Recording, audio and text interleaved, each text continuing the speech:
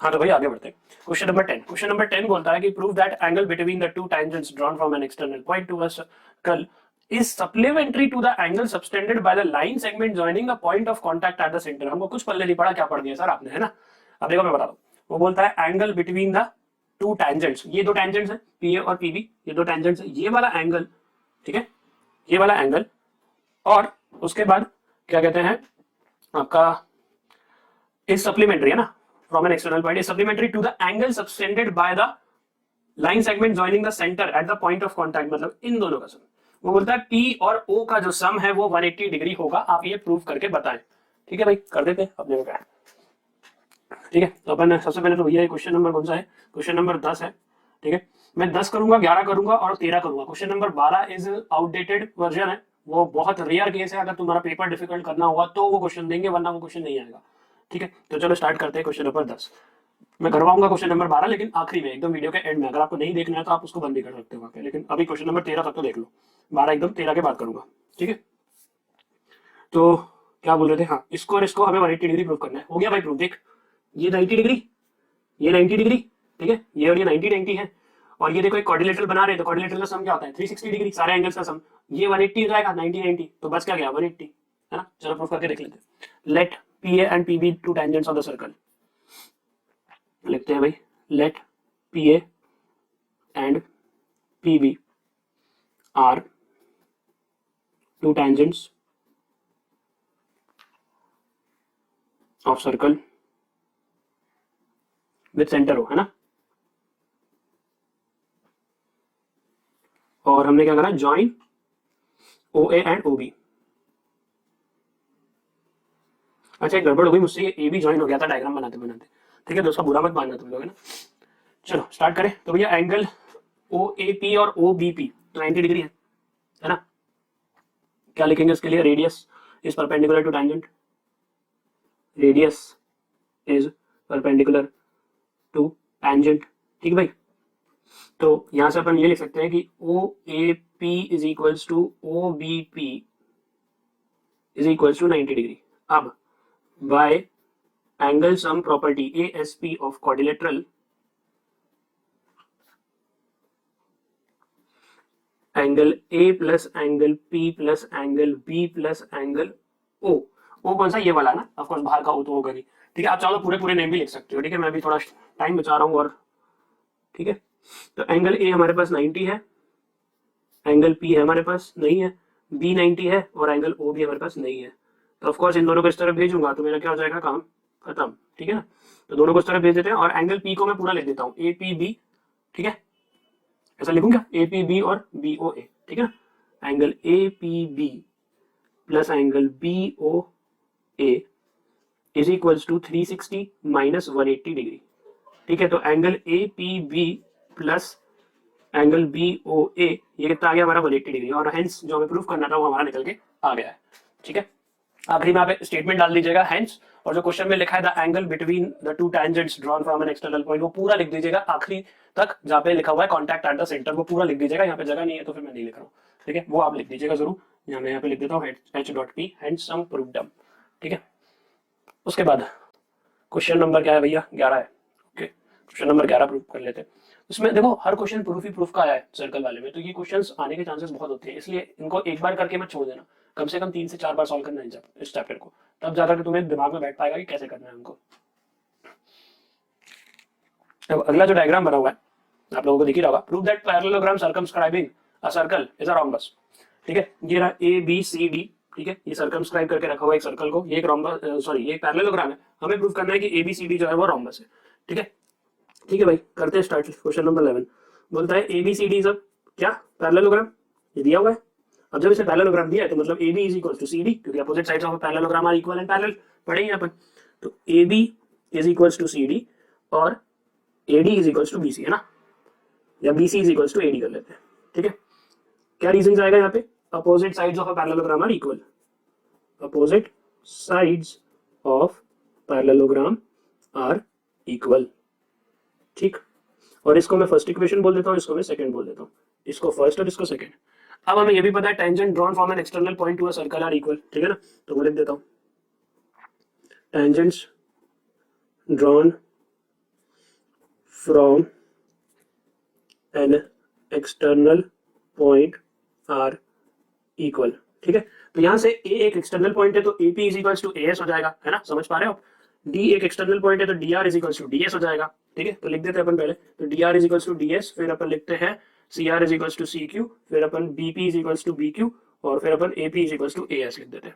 ठीक है, तो मतलब एक साइड एक तरफ, एक साइड दूसरी तरफ, ऐसा करेंगे। ठीक है, तो जरा ध्यान से देखिएगा, तो क्या जाएगा यहाँ पे, ये DR DS। ठीक है, ये रहा DR और ये रहा DS। ठीक है, उसके बाद क्या कहते हैं, CR और CQ। ठीक, फिर BP is equals to BQ, और फिर AP is equals to AS। ठीक, इसके बाद क्या होगा, इसके बाद देखते हैं, इसके बाद हाँ, रीजन तो लिखे, क्या लिखना है अपने को, तो रीजन कुछ इस तरीके से जाएगा, देख लीजिएगा। टैंजेंट, ये अपन ने क्वेश्चन करा हुआ है, जस्ट अभी 2 या 3 क्वेश्चन पहले ही करा था अपन ने ये वाला क्वेश्चन, ऐसा एक, फ्रॉम पॉइंट, ये D था ना, ये कहां से, ये पॉइंट C से है, ये पॉइंट B से होगा, और ये पॉइंट A से होगा। लिख देते हैं, सेम टू सेम ही है ये, तो लिखने की जरूरत नहीं है, और इनके नाम दे देते हैं। ये 1 इक्वेशन है, ये सेकंड, सॉरी 1 2, तो यहाँ पे ये 3 है, E4 है, E5 हो गया, और E6 हो गया। ठीक, आगे बढ़ते हैं। अब क्या करते हैं, मैं 3 4 5 6 को ऐड कर लेता हूँ, जैसे पिछले क्वेश्चन में किया था, मतलब पिछले नहीं, थोड़े 2 3 क्वेश्चन पहले किया था अपन ने। तो एडिंग 3 4 5 एंड 6 वी गेट क्या मिलता है भाई, हमें मिल जाएगा यहाँ से DR प्लस CR। कई बच्चे गड़बड़ ये कर देते हैं, वो DR DS लेते हैं और CQ और CR ले लेते हैं, तो दिक्कत हो जाती है। DR ये रहा, और फिर CQ लिख देते हैं, तो अब ये जुड़ेगा कैसे, पंगा हो जाता है। इसलिए मैं ये देखता हूँ कि DR और CR एक तरफ लिखा हो मैंने, फिर जो दूसरा वाला पार्ट है इसका खुद ब खुद एक तरफ हो जाएगा, DS और CQ इस तरफ आ गया, तो बच गए क्या, AS और BQ। तो AS ये रहा BQ और ये रहा AS, तो अपने आप ऑटोमेटिकली BP और AP यहाँ पे आ गए, इसलिए ऐड करने में आसानी होती है। BP और AP भी लिख देता हूँ यहाँ पे मैं। ठीक है, और यहाँ से मैं इस तरफ क्या लिखूंगा मैं, DS plus CQ plus BQ plus AS। ठीक है, अब जरा ध्यान से देखिएगा, ये वाला और ये वाला जो बच गया उसको अपन अलग से देख लेंगे। DR और CR क्या बन रहा है भैया, DR और CR बन रहा है CD। ठीक है, और BP और AP क्या बन रहा है, BP और AP AB बन रहा है। ठीक है, सेम यहाँ पे अगर DS और AS को देखोगे, DS और AS देखोगे तो क्या बन रहा है भैया, ये हो रहा है हमारा AB। दूसरा वाला क्या बच जाएगा, फिर BC ही बनेगा, ऑफ कोर्स CQ और BQ BC बन जाएगा। ठीक, तो ये तो हो गया, यहाँ तक तो हमें समझ में आ गया। अब जरा ध्यान से देखो, ये लिखा हुआ AB is equals to CD, तो यहाँ देख लो AB is equals to CD, तो क्या मैं इसको AB प्लस AB लिख दूं, मैंने क्या करा, इस CD की जगह, ये वाला CD is equals to AB है, तो ये CD की जगह मैंने AB लिख दिया, तो ये क्या जाएगा 2 टाइम्स AB। यहाँ पे भी देखो, ये AB हो गया, अब यहाँ BC देखो, BC है ना, तो AD किसके बराबर है, BC के बराबर है, तो यहाँ पे मैं BC लिख देता हूँ इसको, ये भी BC, तो देखो 2 टाइम्स BC भी हो गया, 2 से 2 कैंसिल हो गया, और यहाँ से हमें क्या मिल गया, AB is equals to BC। जैसे AB is equals to BC मिल गया मेरे को, तो ऑफ कोर्स अब अपन ये बोल सकते हैं कि इस प्रकार से सारी की सारी साइड्स बराबर हो जाएंगी, कि भाई AB is equals to BC है हमारे पास। ठीक है, AB is equals to BC है हमारे पास, तो अब हमें क्या, मतलब अब हमें कोई आगे रोक ही नहीं सकता। AB is equals to BC मिल गया, तो हम लोगों को बाकी सारी चीजें जो फर्स्ट और सेकंड इक्वेशंस है उससे हम लोग सब कुछ प्रूव करके लिख सकते हैं कि भाई AB is equals to BC is equals to CD is equals to AD। जब हमने चारों साइड्स बराबर प्रूव कर दी, ऑल 4 साइड्स आर इक्वल, किस फिगर की 4 साइड्स इक्वल होती है, सारे स्क्वायर की होती है, मत चिल्लाना, स्क्वायर की तो होती है लेकिन रोम्बस भी होता है, और यहाँ पे स्क्वायर अगर इस चीज को प्रूव करना होगा तो सारे एंगल्स को भी 90 डिग्री प्रूव करना पड़ेगा। तो अभी ये क्या हो गया proof, ABCD is a rhombus. ठीक है भाई, रोम्बस, अरे बस यहाँ पे लिख देता हूँ देयरफॉर, और रीजन में क्या डालेंगे अपन यहाँ पे, all 4 sides are equal, all 4 sides are equal. ठीक है, तो this implies ABCD is a rhombus. ये कॉमा है और ये आगे जो 3 डॉट लगे हैं ये देयरफॉर का साइन है। तो आगे बढ़ते हैं, क्वेश्चन नंबर कौन सा है भाई, क्वेश्चन नंबर है अब 12 है, लेकिन हम 12 नहीं करेंगे, हमने आपको बता दिया था, क्योंकि वो बहुत ही आउटडेटेड क्वेश्चन है, बहुत ही बड़ा क्वेश्चन है, लेंथी क्वेश्चन है, लेकिन है इजी, समझ मतलब एक बार में बनता नहीं है वो, लेकिन इजी है। लेकिन अभी अपन क्या कर रहे हैं, अभी अपन क्वेश्चन नंबर 13 कर रहे हैं। ठीक है, तो 13 देखते हैं। ठीक, क्वेश्चन नंबर 13 यहाँ से स्टार्ट करता हूँ। ठीक, क्वेश्चन नंबर 13 जो है उसको स्टार्ट करते हैं और देखते हैं क्या होता है। Proof that opposite sides of quadrilateral circumscribing a circle subtend supplementary angles at the center of the circle। okay, देखो अब इसका फिगर मैंने बना के रखा, देखो क्या खतरनाक फिगर है।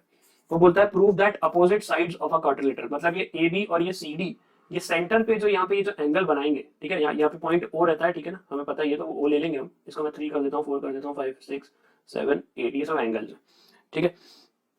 तो वो तो ओ है, तो अपन यहाँ लिख देते हैं ओ, छोटा सा ओ लिखा है मैंने, है ना, उसकी वजह से भी कम ही जरूरत पड़ने वाली है शायद तक, देख लेंगे, समझ जाना, बीच में तो ओ रहता है ये सेंटर, ठीक। तो वो बोलता है opposite sides of a parallel, opposite sides of a quadrilateral circumscribing a circle subtend supplementary angles, मतलब उनका जो सम होता है, दोनों एंगल्स का जो सम रहेगा, मतलब कि ए ओ बी और सी ओ डी, इस एंगल का जो सम है वो 180 डिग्री होना चाहिए। प्रूफ करिए। तुम बोलोगे सर वर्टिकली अपोजिट एंगल्स हो जाएगा, अबे क्या बोल रहे हो, थोड़ा तो सोचो, है ना, क्या बोल रहा हो, थोड़ा तो सोचो, इसको कुछ अलग तरीके से प्रूफ करना पड़ेगा हमको। तो चलो स्टार्ट करते हैं। सबसे पहले तो लिखना पड़ेगा थोड़ा सा, इसमें बताना पड़ेगा कि भैया क्या क्या लिख रहे हैं, ठीक है। तो अपन बोलते हैं कि quadrilateral A B C D is circumscribing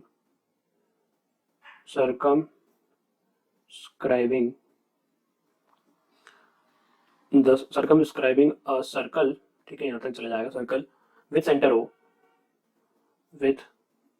center O touching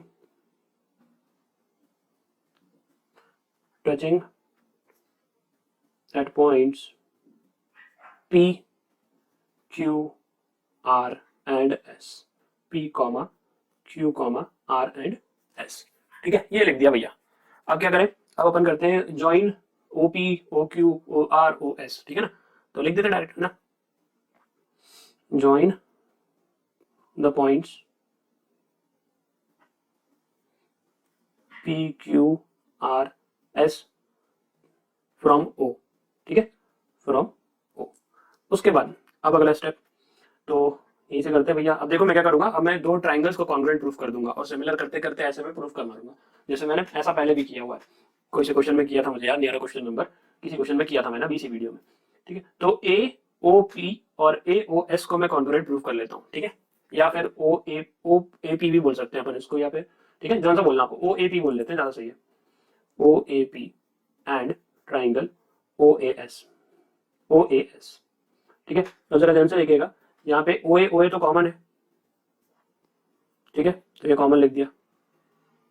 फिर ओपी और ओ एस रेडियस है, OP is equals to O S radius लिख दिया। फिर क्या लिखे भाई, फिर देखो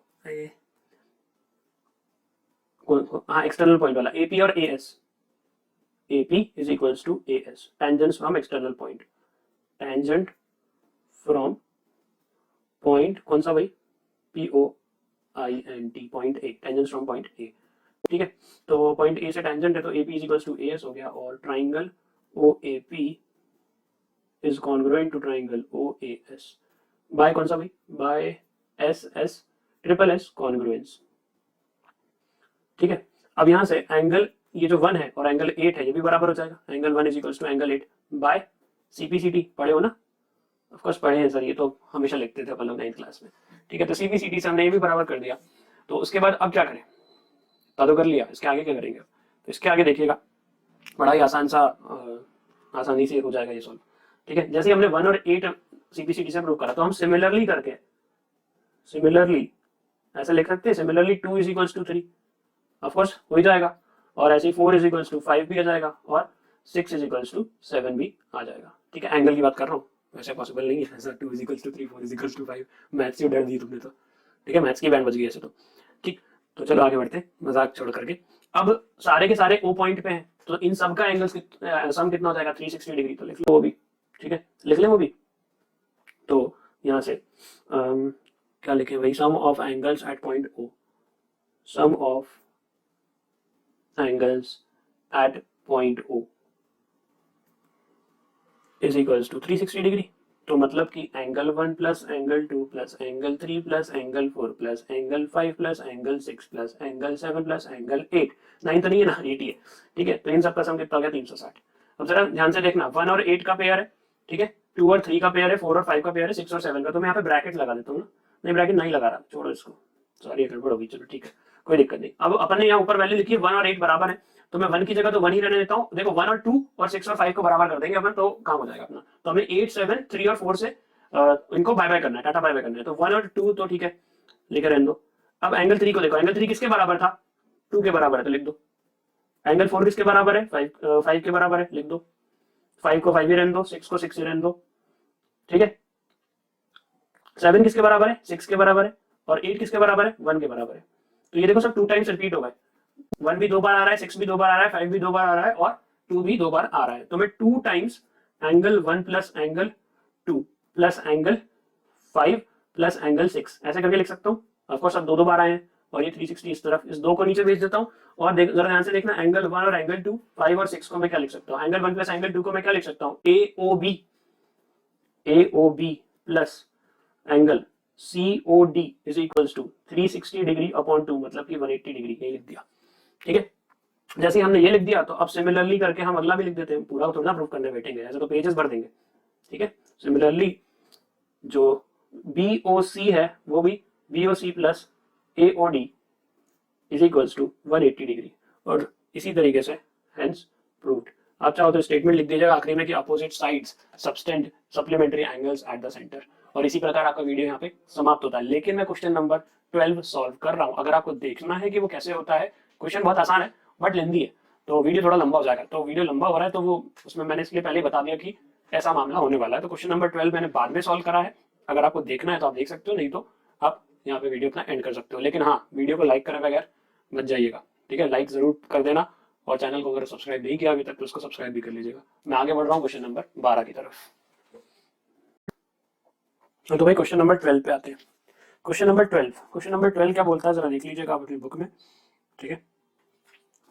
A triangle ABC is drawn to circumscribe a circle of radius 4 cm such that the segments BD and DC into which BC is divided by the point of contact D are of length 8 centimetre and 6 centimetre. मतलब कि भाई सीधी सीधी बात बोलो तो ये 6 centimetre दिया हुआ है तुम्हें CD, और जो BD है वो तुम्हें 8 सेंटीमीटर दे के रखा हुआ है, ठीक है। और यहाँ पे जो रेडियस है ये 4 सेंटीमीटर दे के रखा है, ठीक है। OD जो है वो रेडियस आपका 4 सेंटीमीटर, ठीक। बोलता है find the sides AB and AC, आपको AB और AC दोनों निकालना है। तो अब जरा देखो, tangents drawn from an external point, मतलब C से CD, ये जो CD है ये CF के बराबर होगी, तो मतलब ये भी 6 सेंटीमीटर हो जाएगी और ये भी 8 सेंटीमीटर हो जाएगी। इतना तो तुम लोग समझ ही गए होगे। अपन इसको x और x मान लेते हैं, ठीक है ना। ये x है और ये भी x है। अगर हमने 6 प्लस x करा तो हमारे पास AC आ जाएगा, 8 प्लस x करा तो हमारे पास AB आ जाएगा, ठीक है। हमें ये सॉल्व करना है, ऐसा कुछ क्वेश्चन दे करके रखा हुआ है। बोलता है find the length of sides AB and AC, ठीक है। तो सबसे पहले तो एक काम करते हैं, अपन इस चीज को जो अपन ने बनाया है इसको थ्योरेटिकली लिख करके और देख लेते हैं, फिर अपन स्टार्ट करते हैं, ठीक है। तो let the circle touches AB and AC at E and F respectively,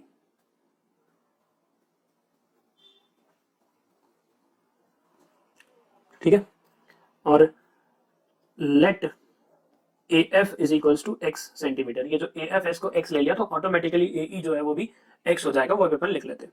हमें क्या पता है अभी, tangents drawn from external point, drawn from external point to a circle are equal, ठीक है भाई, ये तो तुम्हें पता है। अब जरा देखना, यहां से देखो CF और CD बराबर, तो CF is equals to CD is equals to 6 centimetre. उसी तरीके से BD is equals to BE 8 centimetre, और AF is equals to AE is equals to x centimetre, ठीक है भाई, कोई दिक्कत तो नहीं। और यहाँ पे अपन रीजन भी डाल देते हैं कि भाई टेंजेंट ड्रॉन फ्रॉम, ये कहाँ से करी थी? C से करी थी, नीचे वाली कहाँ से करी है? B से करी है, और ये A से करी है। और ब्रैकेट क्लोज, इसको कॉपी कर लीजिएगा, इसको भी कॉपी कर लीजिएगा, ठीक है। ये कर दिया हमने। अब आगे बढ़ते हैं, ठीक है। अब जरा ध्यान से देखना, AB जो है वो कितना हो जाएगा तुम्हारा? AB जो है वो AE प्लस BE है कि नहीं? तो AE कितना है? x, और वो कितना है? 8, तो x प्लस 8 हो गया। उसी तरीके से AC जो है वो कितना हो जाएगा? वो हो जाएगा AF प्लस CF, मतलब कि x प्लस 6 हो गया, ठीक है।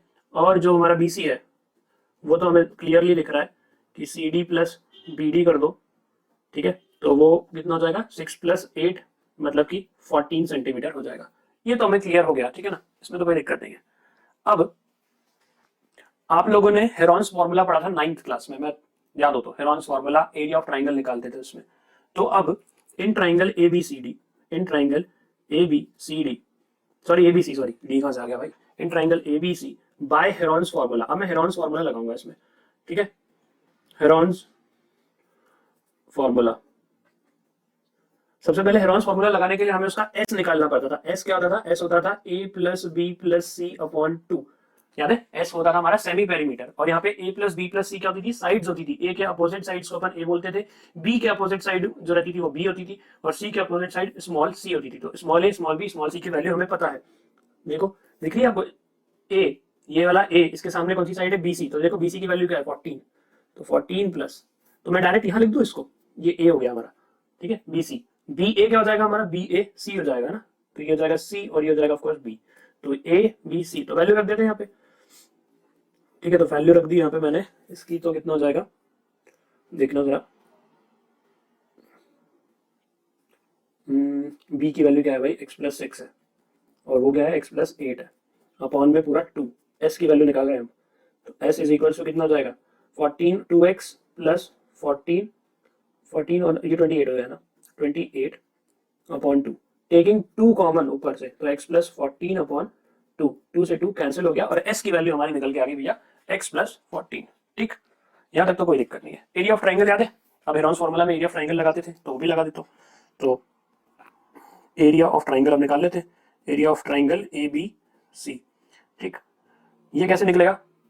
तुम बोलोगे सर आप क्या कर रहे हो, साइड निकालनी है ए बी और ए सी, आप लगे हो ये एरिया निकालने में। भाई ऐसे ही निकलेगा। अभी मैं एरिया ऐसे निकालूंगा, फिर मैं एरिया ऑफ ये छोटे छोटे ट्राइंगल्स का निकालूंगा, सी ओ डी, ए ओ बी, ए ओ सी, इनका एरिया भी निकालना है मेरे को। सी ओ बी बोलना था, सी ओ बी, फिर ए ओ बी और फिर ए ओ सी। तो ऐसे एरिया करके निकालने पड़ेंगे मेरे को, तो उसकी टेंशन मत लो। अभी तुम देखते जाओ, एक बार समझ लो, लिखना होगा तो लिख लेना, नहीं तो एक बार बस तुम लोग समझ लो क्या मैं बताना चाह रहा हूँ। यहाँ पे फॉर्मूला होता था under root S into S minus A, S minus B into S minus C. ऐसा ही फॉर्मूला होता था, आपने पढ़ा था। ठीक है, तो बस वैल्यू रख देते हैं यहाँ पे अंडर रूट, एस की जगह क्या रखूंगा मैं जो आया था, एक्स प्लस 14। ठीक है, यहाँ पे भी एक्स प्लस 14, और ए की जगह क्या रखेंगे हम? ए की जगह 14 दिया था, तो यहाँ पे माइनस 14 हो गया। फिर एक्स प्लस 14 तो लिखेंगे, माइनस बी की जगह क्या रखेंगे? बी की जगह क्या दिया है यहाँ पे? एक्स प्लस 6 है, तो यहाँ पे एक्स प्लस 6 ब्रैकेट क्लोज। फिर आगे बढ़ते हैं, यहाँ पे फिर से एक्स प्लस 14 माइनस यहाँ पे एक्स प्लस 8 हो जाएगा। ठीक है, तो इसको अब आप सॉल्व कर लीजिए आगे। अब जरा ध्यान से देखना, थोड़ा गड़बड़ हो जाता है सॉल्व करते करते में। ठीक, देखो ये x प्लस 14 तो वैसा का वैसा, इसको छेड़ो ही मत। ठीक है, यहाँ पे देखो 14 माइनस 14 जीरो हो जाएगा, तो x ही बचा, तो डायरेक्ट x लिख दिया। अब देखना जरा यहाँ पे, ये माइनस साइन अंदर घुसेगा तो सब में माइनस लग जाएगा, यहाँ पे माइनस एक्स हो जाएगा और माइनस 6 हो जाएगा। सेम यहाँ पे माइनस एक्स और माइनस 8 हो जाएगा। तो 14 माइनस 6 कितना होगा? 8 होता है, और x माइनस एक्स 0 होता है, तो यहाँ पे डॉट 8, डॉट का मतलब मल्टीप्लीकेशन है। यहाँ पे भी x माइनस एक्स तो 0 हो जाएगा, और 14 माइनस 8 कितना हो जाएगा? अल्टीमेटली 14 माइनस 8 हो जाएगा 6। कुछ ज्यादा लंबा लगा दिया था मैंने, एक काम करते हैं इसको कट करते हैं यहाँ से। ठीक है, ये काट दिया मैंने, इक्वल टू लगा रहा हूँ, यहीं पे सॉल्व कर देता हूँ इसको ना। ठीक, आगे लिख देते हैं इसको। तो ये कितना हो जाएगा? 8 6 48, तो ये हो जाएगा आपका 48x इंटू एक्स प्लस 14। ये आपका एरिया आ गया कितना? ये आ गया आपका एरिया स्क्वायर सेंटीमीटर में। ठीक है, सेंटीमीटर स्क्वायर में ऐसा कुछ एरिया निकल के आएगा आपका। इतना हो गया भैया, यहाँ तक आ गए। आधा कर लिया, आधा बाकी है। अब आधा कैसे बाकी है वो भी दिखाता हूँ। अब तुम लोगों ने एरिया ऑफ ट्राइंगल उससे निकाला था हाफ बेस इंटू हाइट से, याद है? तो एरिया ऑफ ट्राइंगल में मैं हाफ बेस इंटू हाइट वाला फॉर्मूला यूज कर रहा हूँ। तो स्टार्ट करते हैं इसको भी वापस से। तो मैं क्या करूंगा, सबसे पहले मैं area of triangle B, B O C, B O A और ए ओ सी, इनका एरिया निकालूंगा। देखो ये बेस है, ये परपेंडिकुलर है, ये बेस है, ये परपेंडिकुलर है, ये बेस है, ये परपेंडिकुलर है, बेस है, हाइट है, बेस है, हाइट है, बेस है, हाइट है। ठीक है, तुम बोलोगे ये तो दिया ही नहीं, अरे भाई ये 4 है और ये 4 है, कोई दिक्कत है? तो कोई दिक्कत नहीं ना। चलो स्टार्ट करते हैं। सबसे पहले एरिया ऑफ ट्राइंगल लिख देता हूँ मैं। एरिया ऑफ ट्राइंगल होता था हाफ, ठीक है, हाफ बेस इंटू हाइट, यही पढ़े, हाफ 1/2 BH। ठीक है, तो अब हम सबसे पहले area of triangle B O C निकाल रहे हैं, तो बी ओ सी लिख देते हैं। ठीक है, हाफ बेस क्या है भाई? बेस है आपका यहाँ पे BC, और हाइट क्या है? हाइट है OD। ठीक है, तो 1/2 BC कितनी लेंथ है? 14 है, और यहाँ पे कितनी है? OD कितना है? 4 है। तो इसको जब सॉल्व करूंगा तो कैंसिल आउट होगा 2 टाइम्स, और यहाँ पे आ जाएगा 28 सेंटीमीटर स्क्वायर। ठीक, कोई दिक्कत नहीं। आगे बढ़ते हैं, अगला देख लेते हैं। Area of triangle AOB। ठीक है, AOB। ठीक है, तो यहाँ पे भी हाफ अब यहाँ पे बेस क्या है आपका, ए बी बेस है और हाइट क्या है, ओ ई है। वैल्यू रखते हैं 1/2 और सॉल्व करते हैं। ए बी की वैल्यू क्या है भाई, ए बी की वैल्यू है x+8, ठीक है। और यहाँ पे ये 4 है, कैंसिल आउट कर दो तो यहाँ से क्या हो जाएगा, ये 2x प्लस, है ना, 2x plus 16, 2x plus 16 centimetre square. Same चीज अब अगले वाले के लिए भी कर लेता हूँ। एरिया ऑफ ट्राइंगल कौन सा बच गया, ए ओ सी बच गया। ए ओ सी ये हो जाएगा 1/2, ठीक है। यहाँ पे मैं लिखता हूँ ए सी और यहाँ पे आ जाएगा आपका ओ एफ, ठीक। वैल्यू रखते हैं और आंसर निकालते हैं फटाक से। 1/2 इंटू x+6 इंटू यहाँ पे 4, तो ये हो जाएगा, कैंसिल आउट हो जाएगा। अल्टीमेटली यहाँ पे क्या बनेगा, 2, ओ ऊपर 2 नहीं लिखा था। 2 इंटू एक्स करूंगा तो 2x प्लस 2 इंटू 6 करूंगा तो 12 सेंटीमीटर स्क्वायर। हमारे पास एरिया आ गया। अब मैं अगर इन तीनों को जोड़ दूं तो ये पूरा इसके बराबर है, लेकिन मैंने इसका निकाल के रखा था वो हेरॉन्स फॉर्मूला वाला आंसर, तो अब अपन उसी को सॉल्व करेंगे। तो एरिया ऑफ ट्राइंगल ABC लिखता हूँ, area of triangle ABC is equals to area of triangle AOC plus triangle BOC plus triangle AOC। अरे AOC तो लिख दिया था, AOC BOC और AOB, सॉरी, ठीक है। तो वैल्यू रखते हैं, आंसर पाते हैं। तो ये क्या था भाई, ये था आपका 48x x+14, यही था। फिर इसको देखो, AOC कितना निकल के आया भाई, ये रहा 2x प्लस 12 प्लस BOC कितना निकल के आया था 28, और ये कितना निकल के आया था 2x प्लस 16।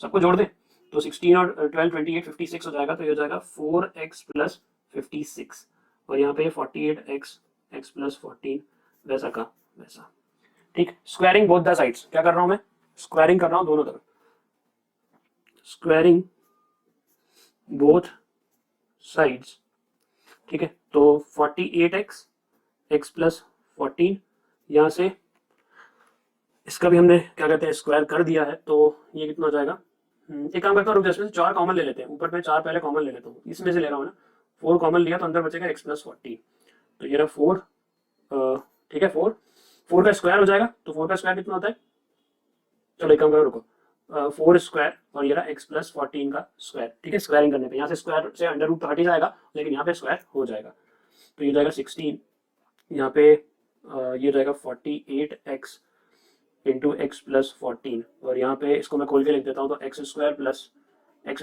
कितना हो जाएगा भाई, a प्लस बी का होल स्क्वायर लग जाएगा ना, तो 28x प्लस यहाँ पे 14 का स्क्वायर कितना होता है, 14 का स्क्वायर 196 होता है, ठीक है। और ये 4 का स्क्वायर हो गया, तो इसको इस तरफ लाता हूँ, तो 14/16 48/16, और ये x को अंदर भेज देता हूँ, तो x² प्लस कितना हो गया यहाँ से, ये 40, हाँ ये हो गया, ठीक है। यहाँ से ये x² तो है ही, कोई दिक्कत नहीं, प्लस 28x प्लस 196। हाँ तो आगे ही बढ़ते हैं, ये 3 टाइम्स से कैंसिल हो गया, ठीक है। और ये 3x अंदर घुस जाएगा इसमें, तो 3x² और यहाँ पे 3 ये जाएगा कुछ इस तरीके से, 3x² प्लस 42x। अब इन सबको भी इस तरफ ले आता हूँ, तो -x² minus 28x minus 196 is equal to 0, और इन सबको जब सॉल्व करोगे तो आपका आ जाएगा 2x², ठीक है। 3x² माइनस x² करूंगा तो 2x², और इन दोनों को सॉल्व करूंगा तो यहाँ पे आ जाएगा ये 14x, ठीक है। फिर यहाँ पे -196, तो वैसा का वैसा ही, और ये 0, तो टेकिंग 2 कॉमन और 0 में मिला देते हैं, तो क्या बच जाएगा, x² plus 7x minus 98 is equal to 0। क्या करा मैंने इसमें से, ये ऐसे 2 निकाला बाहर और उस 2 को अल्टीमेटली 0 में मिला दिया, ठीक है। तो यहाँ पे अब x² प्लस 7x माइनस 98, अब हमें क्या करना पड़ेगा, 98 के फैक्टर करने पड़ेंगे। हम लोग क्या करेंगे, स्प्लिटिंग द मिडिल टर्म या फिर फैक्टराइजेशन मेथड जो हम लोगों ने चैप्टर 4 में सीखा था क्वाड्रेटिक इक्वेशन वाले चैप्टर में, वो चीज लगाएंगे। देख रहे हो तुम कितना लंबा हो गया, ये बहुत लंबा क्वेश्चन है, इसलिए ये पेपर में नहीं आएगा, ठीक है, क्योंकि आदमी सॉल्व करने बैठा 20 मिनट ले गया वो, ठीक है। तो यहाँ पे हम 98 के फैक्टर कर लेते हैं फटाक से, 98 के फैक्टर, तो 2 से गया 49, 7 से गया 7, 7 से गया 1, ठीक है। हमें बीच में क्या चाहिए, हमें बीच में 7 चाहिए, तो देखो 2 7 14 होता है, और 14 में से 7 माइनस कर दूंगा तो क्या जाएगा, 14 में से 7 माइनस कर दूंगा तो मेरे को 7 मिल जाएगा। देख लो 14 माइनस 7 7x, और 14 7 98 भी होता है, तो ये 98 और ये 0। तो इसको और सॉल्व करते हैं, तो x टेकिंग कॉमन x+14 यहाँ पे, ठीक है, और यहाँ से -7 टेकिंग कॉमन x+14 यहाँ पे बच गया इज इक्वल टू 0। तो x+14 into x minus 7 is equal to 0। तो यहाँ से x की वैल्यू आएगी एक तरफ, तो -14 डायरेक्ट कर रहा हूँ भाई, और यहाँ से x की वैल्यू दूसरे वाले को कंपेयर करेंगे तो 7 आ जाएगी, ठीक है, इसको जब 0 से कंपेयर करूंगा तो 7 आएगा, इसको 0 से कंपेयर करूंगा तो -14 आएगा। अब हम कौन सा वाला लेंगे, लेंथ की बात हो रही है तो नेगेटिव तो ले नहीं सकते, तो पॉजिटिव लेना पड़ेगा, x की वैल्यू 7 हमें लेनी पड़ेगी। तो x की वैल्यू 7 हमारे पास आ गई, तो हमारे पास AB भी आ गया और हमारे पास AC भी आ गया। AB क्या था हमारा, AB जरा देखोगे तो 7 प्लस x था, सॉरी 7 प्लस 8 प्लस x था, तो 8 प्लस 7 कर देते तो कितना हो जाएगा 15 सेंटीमीटर, ये आ गया। और उसी तरीके से हमारे पास कौन सा था, एक और बच गया AC, AC वो कितना जाएगा इसी तरीके से, 6 में 7 जोड़ दूंगा तो 13 सेंटीमीटर। जी हाँ दोस्तों, इसी प्रकार से क्वेश्चन खत्म, इसी प्रकार से चैप्टर खत्म और इसी प्रकार से वीडियो भी खत्म होता है। अगर यहाँ तक देखा है तो प्लीज प्लीज लाइक करके जाइएगा, और चैनल को सब्सक्राइब नहीं करा है तो सब्सक्राइब कर लीजिएगा। ठीक है, हम लोग मिलते हैं नेक्स्ट वीडियो में, बाय बाय।